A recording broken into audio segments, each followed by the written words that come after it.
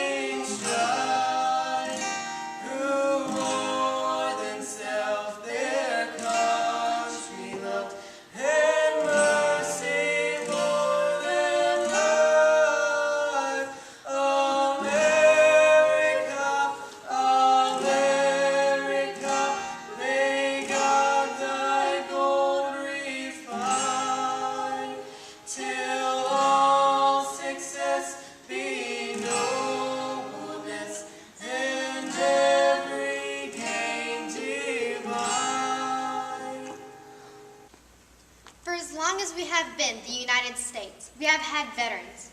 Our history is filled with their brave actions and quiet courage. Faced with today's challenges, today's veterans are no different than those in our past. The theme of service before self is constant in every branch of service that binds our veterans together through the decades. Service before self is why we owe all of our veterans a debt of gratitude, yesterday, today, and tomorrow. On this Veterans Day, let us remember and honor all those who have served, for each and every one is a true hero. We're my high schoolers. Some of you have some choices to make. See these veterans we have in front? There was a time when we were a lot leaner and a lot meaner. Amen? But you were all willing to sacrifice yourselves for us. And we're here to honor you. And we're here to honor you and all of our veterans today, because if it wasn't for our veterans, this would be a very different world. So it's by choices. It's by the choice of these high schoolers. Their choices are driven by the way our community remembers its fathers and grandfathers. And then that in turn provides the security for our babies. What a cycle. Came home. Do I have any Vietnam veterans in the room today? Will you gentlemen stand again so that we can honor you one more time?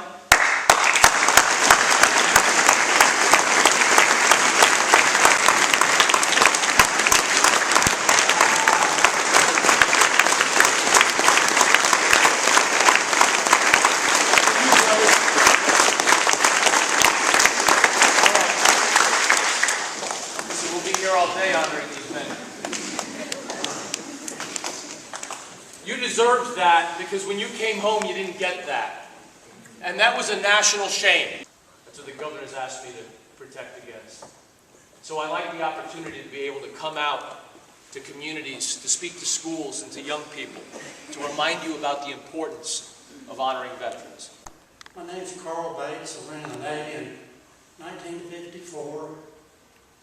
And I stayed until 1978. I was in Vietnam. The Korean War was over when I ran. And then just stationed in different places on different carriers and different stations throughout the world. And it was a privilege to serve from our country. I entered the service in 1955, and went to Vietnam, commanded a battalion-sized element in Vietnam from the Delta to the DMZ, from the south to the north. I traveled all over that country. Shot at many times. Praise the Lord, I never got hit. But I spent 20 years in service and retired in 1975. And I just praise the Lord for the opportunity to serve. I'm Franklin Allred. I served in the Army 55, 56. I served in Germany, in Berlin. And I'm just happy to be here to be with you folks today. And God bless you. You heard enough from me today, but I do want to share a quick story about my testimony. I enlisted in the Marines when I was 17 years old, and I fought in the first Gulf War, and I was a scout sniper and did missions all over the Mediterranean. And then I got out, and I went to go work on Wall Street of all places, and I was not saved. I was born and raised in New York City, as you can tell. And I saw terrorists drive jet planes with hundreds of thousands of gallons of fuel into buildings where my friends worked, and a building where I had worked was destroyed. And I made a decision to rejoin the Marine Corps at 32. I was commissioned a lieutenant, and I led Marines in the first fight for Fallujah in 2004. And I am standing here, it's really a miracle on a lot of levels. All of these men have miraculous stories too, but God had a plan for me. And I was charged with murder for killing terrorists. And I faced the death penalty after I came home, not when I was in war. That was a different death penalty. And I was completely exonerated. It was a trial, if you will. And then my family received death threats, and I made a decision to get out of the Marines and become a sheriff's deputy in New Hanover County. Well, I did some contract work in Afghanistan, and one of my Marines who lost an arm in a gunfight killed himself. And I almost killed myself too. I got to that real dark place, and I did not know the Lord. Thought I was a good enough guy. Thought I could do it on my own. Thought I was smart or tough or bad or mean, or I could solve any problem. But I couldn't do anything without Jesus Christ. Amen. May 23rd, 2009, my life was saved. My soul was saved. And then in turn, my family and my children and my wife would become saved as well. So that's a story of salvation that I wanted a chance to share with you. Thank you. Hey, Joy. And today was a great day. The chapel was really good today. It was awesome to be able to honor our veterans through the program and everything. And a shout out to Miss Smith for recording all of that. But anyways, I hope y'all have a great rest of the day, and come back tomorrow for more videos, and comment, like, and subscribe.